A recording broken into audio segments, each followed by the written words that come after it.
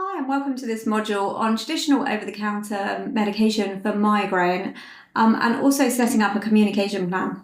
So I thought this was an area to discuss because most of you, I'm sure, will have gone through most of the usual traditional medications that you can get over the counter, and quite possibly even had your GP prescribe you some medications, or maybe been to a neurologist and had medications and a treatment plan provided for you.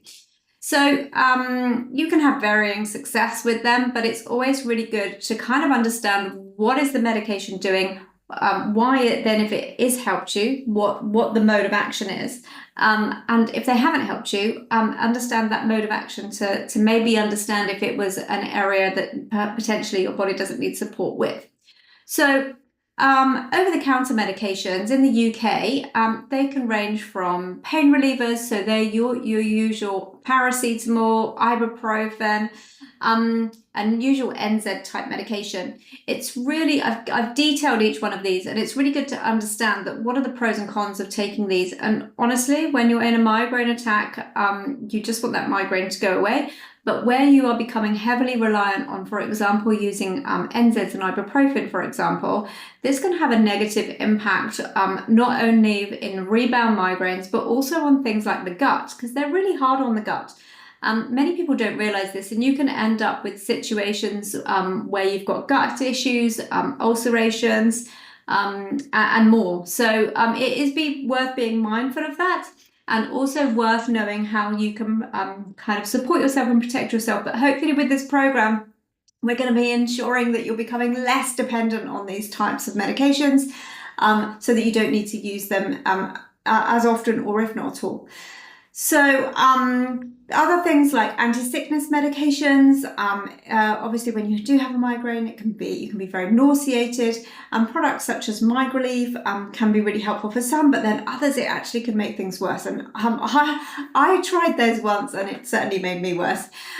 So finding a treatment plan that works for you in the stage that you're in can be really important. And often by relying on over-the-counter medications, you may feel it's like your only option. And certainly while we're working, I don't want you to say to you, no, you cannot use any of these things, but it's good to be aware of what they're doing and why, and then how you can go about supporting yourself. And as we work, hopefully, like I say, you'll become less dependent. But certainly things like masking your symptoms, they can have nutrient depletions, they can then cause rebound headaches, and they can have impact on the gut.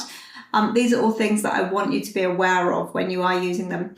Developing a communication plan for not only yourself and your family, for example, and your support network, but also with a medical practitioner can be a really helpful thing to do.